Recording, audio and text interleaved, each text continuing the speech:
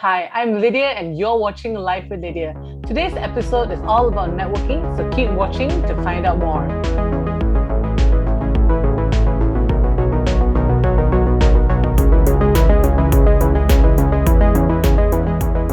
For today's episode, Work That Network, we're going to look at some of the benefits of networking, what are the common mistakes made, and what are the methods you can use to bring your networking to the next level.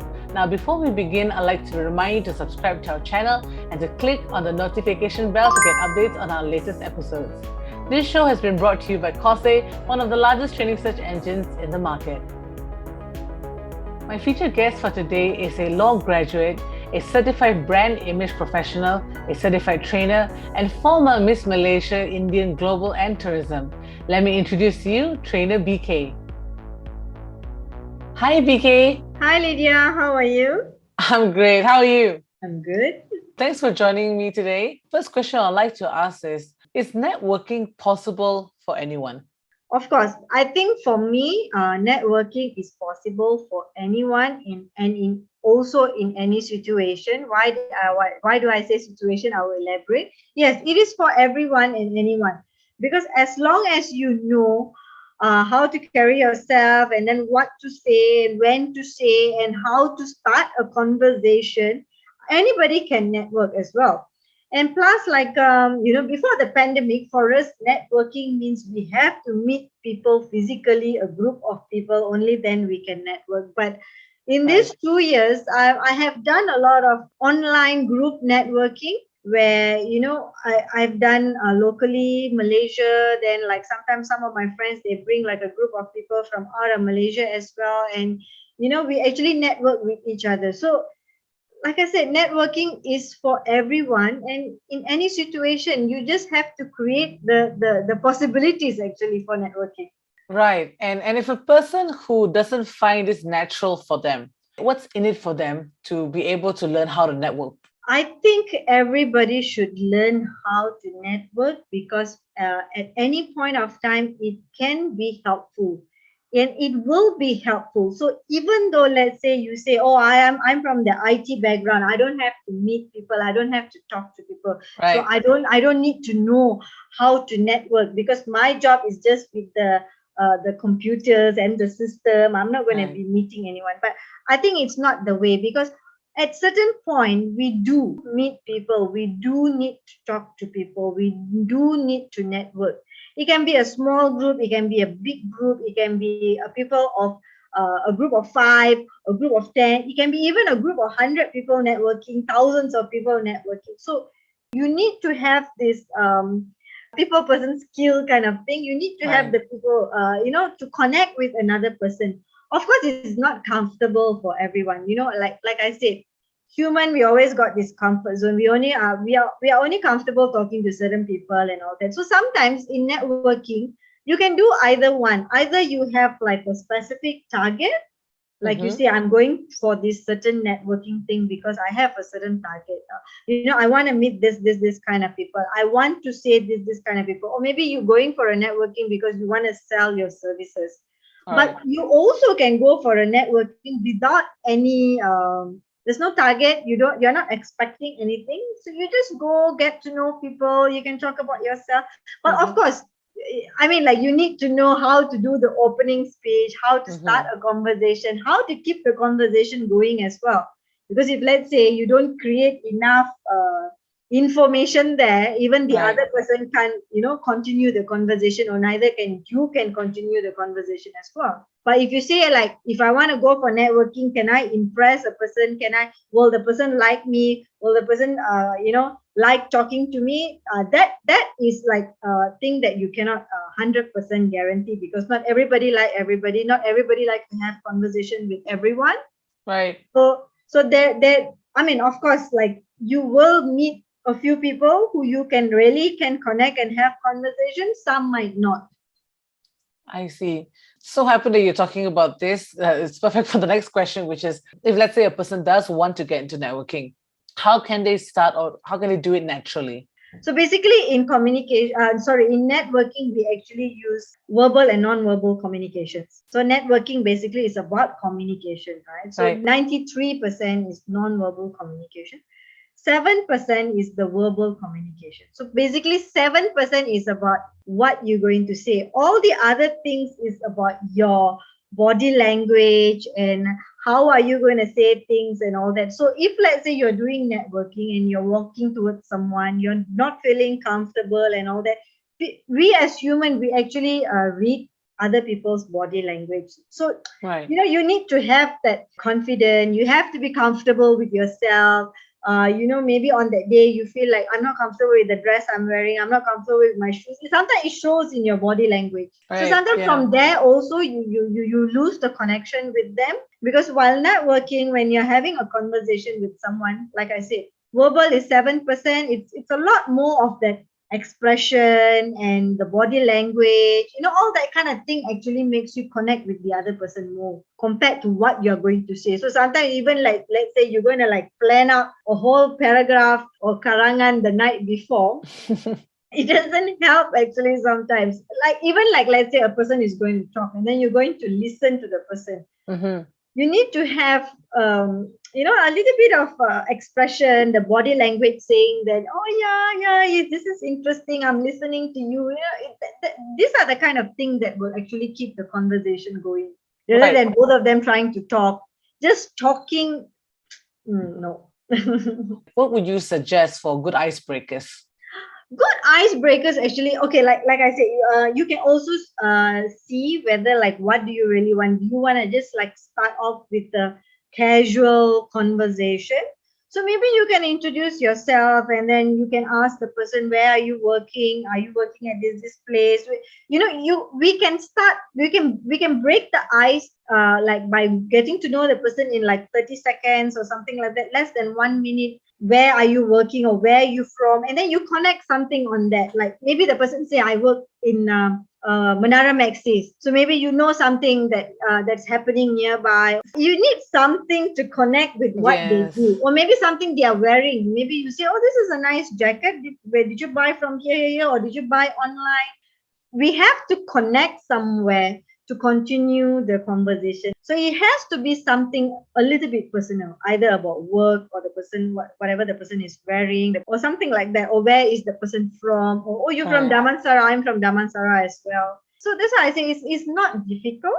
Okay. Try to be personalized with someone. You get connected with them even better. But yes, personalized as in like this kind of general things, not like why you're not married, why you don't have kids, or like why do you only have one child, why don't you try it? Or no, not that kind of personalization. Personalization of like where the person live, or where the person is working, about the traffic, the frustration, or something like that. Not too deep. Not too deep. Not too deep. That is different kind of personalization. That is like being kepochi. That one is different. Yeah, I think that would immediately end the entire session. Of course. Like even you can say, like I say, when you ask someone where are they working, you can even talk about lunch. Like, oh, they have this place, around that place. They are very busy during lunch. Have you been? Do you go there for lunch or something like that? Right. That's how you personalize and connect with them. Or Talking about asking two personal questions, what are the common mistakes you find that newbies to networking that they should avoid?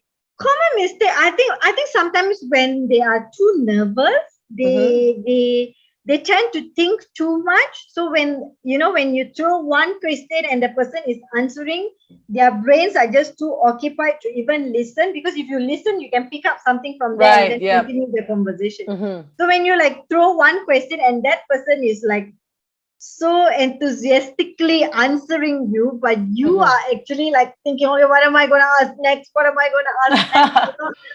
This is like not TV show for you to like, okay, next question, next question. Right. So sometimes when you're too busy, and then you don't know what to ask them, and then you missed out on what they were talking. Right. Yeah. Then you can't continue the conversation. Because, right, this is what I also teach. I always say there's communication breakdown. Usually it's not because you are not communicating well. So the communication breakdown is actually from the listening. You're Yes. not listening. That's why you can't communicate, or you listen you listen to the wrong thing, and then you say the wrong thing. So the listening part is actually very important. That's why we have like this active listeners, and then we have this passive listeners, and then you Right. have like those listeners. They are actually listening and they are nodding, like I'm participating in this conversation. Yes, but actually you're not listening. So They're when you are somewhere else. so Yeah. if let's say you are in a group like that, of course you Mm-hmm. can't make conversation. That is the most important thing. When you're talking, you have to listen, and the focus has to be there. Of course, sometimes if let's say it's a networking event itself, it can be a lot of people. There can be a lot of distraction. There can be a Right. person laughing at one corner. There will be another person talking too loud at the back of you. There will be a Mm-hmm. lot of distraction, and especially like everybody has a handphone ringing, handphone vibrating, a lot of distraction. So you need to curb all this for you to make conversation and continue talking to the person. So, as a person who's probably new to networking, how can they move on from the information that they are listening to and into a full-blown conversation?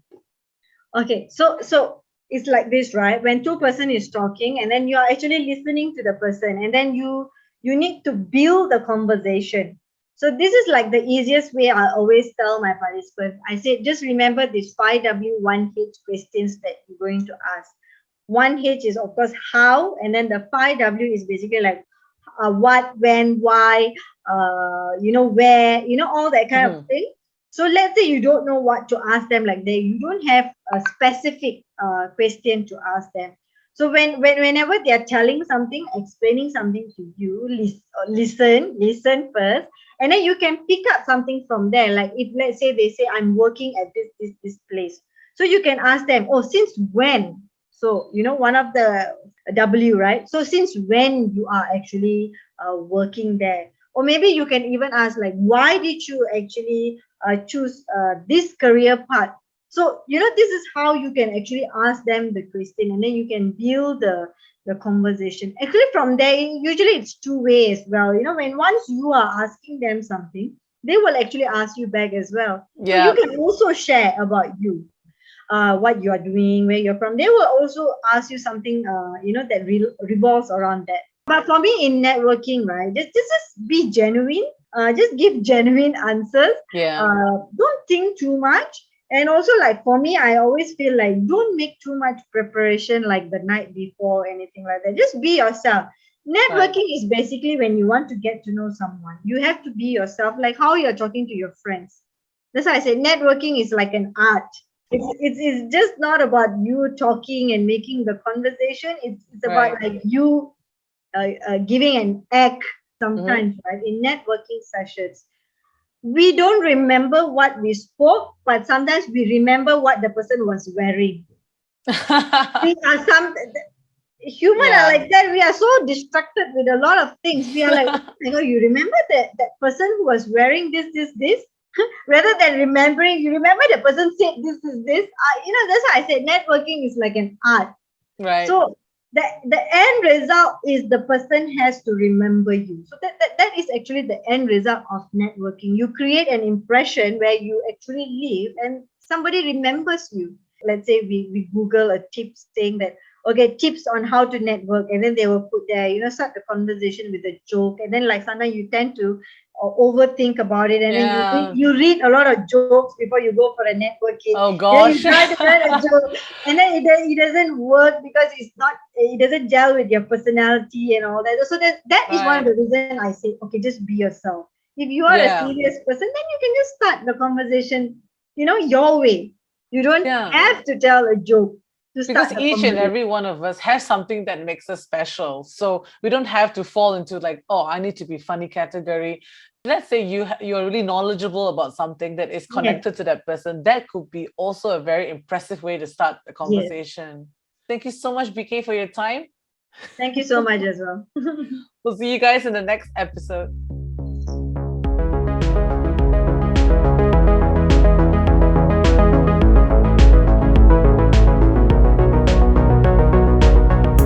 Looking for training? Want it fast and simple? At Quorse, you can find the best training available from dozens of training providers right at your fingertips.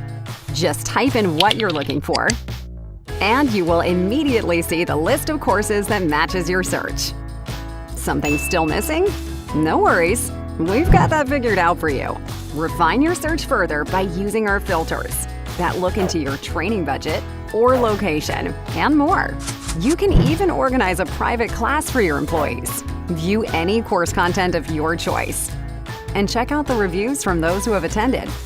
Like to know the trainer of the course you selected? No problem. Our trainer profiles come with a quick video introduction just for you. So whether you're from HR searching courses for your organization, or a business owner looking to learn at your own pace, there is definitely something for everyone. Web development, creative communication, leadership, and many more. Quorse is made ready for you anywhere, anytime. Browse for courses at work, or at your favorite hangout, or even by the beach. Experience it for yourself. Just search for us at Quorse.com.